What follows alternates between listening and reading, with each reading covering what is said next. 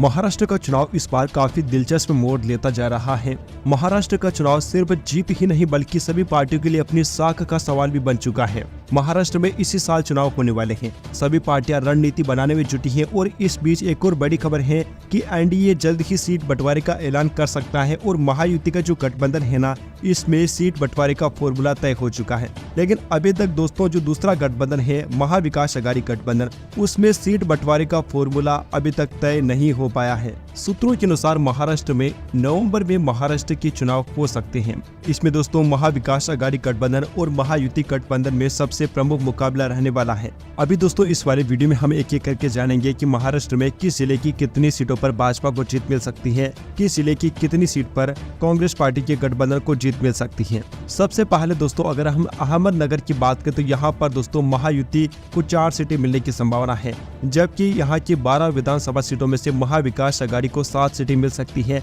जबकि 1 सीट अन्य के खाते में जा सकती है। अहमदनगर में महाविकास आघाड़ी का पलड़ा भारी दिखाई दे रहा है। अमरावती की 8 सीटों के बारे में बात करें तो यहाँ पर भी दोस्तों महाविकास आघाड़ी का पलड़ा भारी रहने की उम्मीद है। महाविकास आघाड़ी को जहाँ 4 सीटें मिल सकती है, महायुति को सिर्फ 2 सीटें मिलती दिख रही है और अन्य के खाते में भी 2 ही सीटें जा सकती हैं। औरंगाबाद की बात करें तो यहाँ की 9 में से महायुति को 6 सीटें मिल सकती है, 3 सीटें महाविकास आघाड़ी गठबंधन को मिलने की संभावना है। वहीं दोस्तों अगर हम अकोला की बात करते हैं तो यहाँ पर महायुति गठबंधन का पलड़ा बेहद ही भारी दिखाई दे रहा है और दोस्तों यहाँ की है ना 5 में से 4 सीटें महायुति गठबंधन को मिल सकती हैं और सर्वे के मुताबिक 1 सीट महाविकास आघाड़ी गठबंधन को मिलने की संभावना है। उस्मानाबाद की 4 में से 3 सीटों पर महायुति गठबंधन को जीत मिल सकती है, 1 सीट पर महाविकास आघाड़ी अपना कब्जा जमा सकती है। कोल्हापुर की बात करें तो यहाँ पर विधानसभा की कुल 10 सीटें हैं, जिनमें से महायुति को 2 सीटों पर जीत मिलने की संभावना है, जबकि महाविकास आघाड़ी को 6 सीटों पर जीत मिल सकती है। वहीं अन्य पार्टियों के खाते में 2 सीटें जा सकती हैं। अब तक दोस्तों हमने जिन 48 सीटों के बारे में बात की है, उनमें से 21 सीटें महायुति को मिल सकती हैं, महाविकास आघाड़ी को 22 सीटें मिल सकती हैं और 5 सीटें अन्य पार्टियों के खाते में जाने की संभावना है। अब दोस्तों अगर हम गढ़चिरौली की बात करते हैं तो यहाँ की 3 में से 2 सीटें महायुति को मिल सकती हैं, जबकि 1 सीट महाविकास आघाड़ी को मिलने की संभावना है। अन्य का खाता भी खुलता नजर नहीं आ रहा है।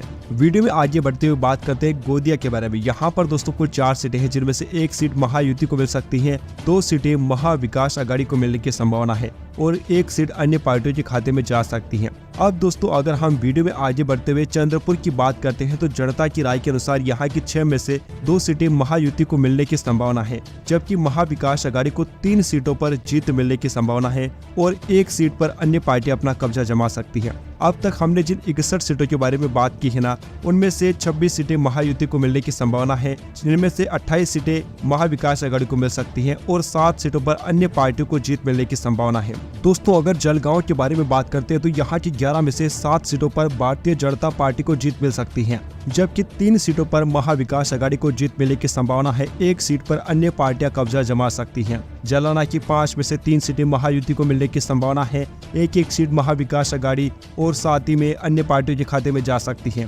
थाने की दोस्तों अगर 18 सीटों के बारे में बात करें तो यहाँ पर महायुति गठबंधन का पलड़ा कुछ भारी दिखाई दे रहा है और 18 में से 10 सीटों पर महायुति गठबंधन का कब्जा हो सकता है, जबकि 5 सीटों पर महाविकास आघाड़ी और 3 सीटों पर अन्य पार्टियां कब्जा जमा सकती हैं। अब तक दोस्तों हमने जिन 95 सीटों के बारे में बात की है, उनमें से 46 सीटें महायुति को मिल सकती हैं, 37 सीटें महाविकास आघाड़ी को मिल सकती हैं और 12 सीटों पर अन्य पार्टियां कब्जा जमा सकती हैं। अभी चलिए दोस्तों आपका बिना टाइम खराब करते हुए वीडियो में आगे बढ़ते हैं। दोस्तों अगर धुले की 5 सीटों के बारे में बातचीत की जाए तो यहाँ पर दोस्तों हमें काफी कड़ी टक्कर देखने को मिल रही है, जहाँ भाजपा और कांग्रेस पार्टी दोनों में ही हमें टक्कर देखने को मिल रही है। 2-2 सीटें एमबीए और साथ ही में महायुति को भी 2 ही सीटें मिल सकती है, जबकि 1 सीट अन्य पार्टियों के खाते में जाते हुए नजर आ रही है।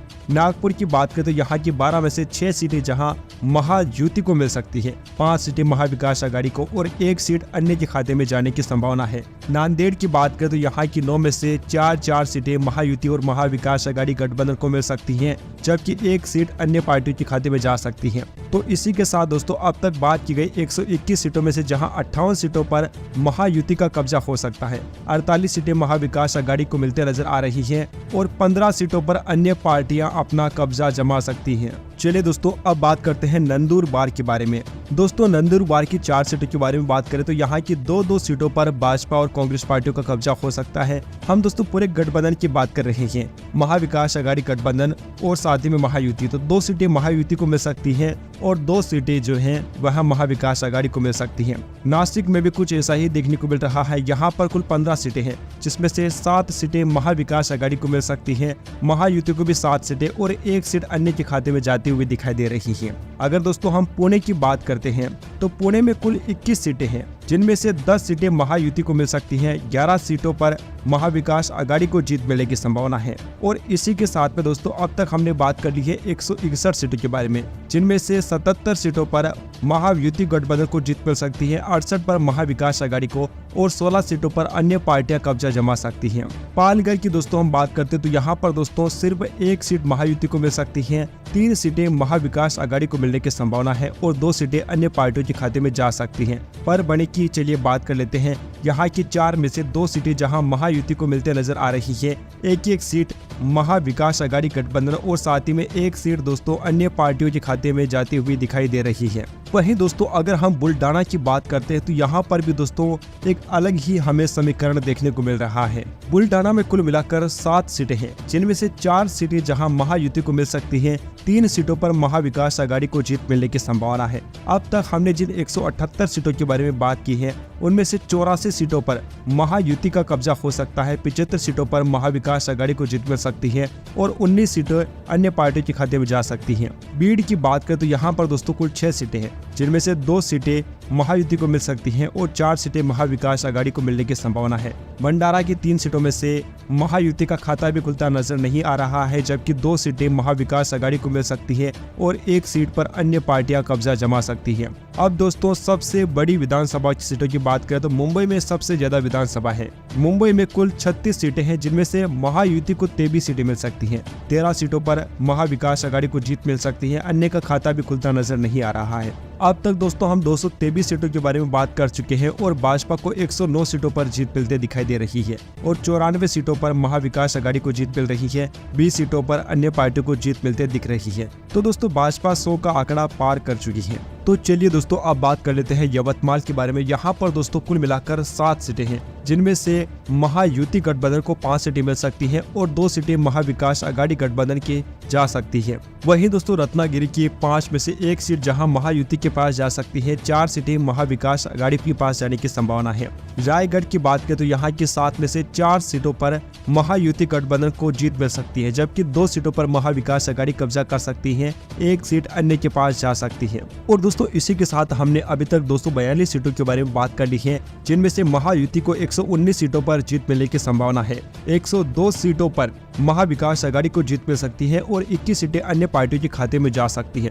दोस्तों अगर लातूर की बात करते हैं तो यहाँ पर भाजपा और कांग्रेस पार्टियों के बीच काफी कड़ी टक्कर देखने को मिल रही है। महायुति और महाविकास आघाड़ी गठबंधन दोनों को ही बराबर सीटें मिलती दिखाई दे रही है। वर्धा की बात करें तो यहाँ की 4 में से 3 सीटों पर महायुति गठबंधन का कब्जा हो सकता है, जबकि 1 सीट पर महाविकास आघाड़ी गठबंधन जीत का परचम लहरा सकता है। वासिम की बात करें तो यहाँ की 3 में से 2 सीटें महायुति को मिल सकती है, 1 सीट पर महाविकास आघाड़ी को जीत मिलने की संभावना है। अब तक हमने कुल मिलाकर 255 सीटों के बारे में बात कर ली है। दोस्तों अभी तक किसी पार्टी को बहुमत नहीं मिल पा रहा है। 127 सीटों के साथ महायुति गठबंधन सबसे बड़ी पार्टी अभी तक बनते दिखाई दे रही है और 107 सीटों पर महाविकास आघाड़ी दूसरी सबसे बड़ी गठबंधन बनता दिखाई दे रहा है और 21 सीटों पर अन्य पार्टियों को जीत मिल सकती है। सातारा की बात करें तो यहाँ की 8 में से 4 सीटों पर जहां महायुति गठबंधन को जीत मिल सकती है, 3 पर महाविकास आघाड़ी और 1 पर अन्य को जीत मिल सकती है। दोस्तों अगर सांगली की बात करते हैं तो यहाँ पर भी कुल 8 सीटें हैं जिनमें से 3 सीटों पर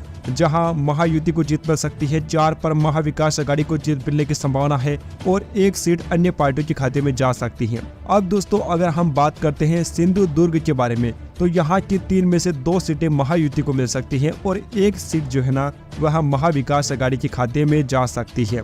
अभी तक हमने कुल 274 सीटों के बारे में बात की है और अब तक 136 सीटों पर महायुति को जीत मिलते दिख रही है, 115 सीटों पर महाविकास आघाड़ी, जबकि 23 सीटों पर अन्य पार्टियों को जीत मिलते हुए दिखाई दे रही है।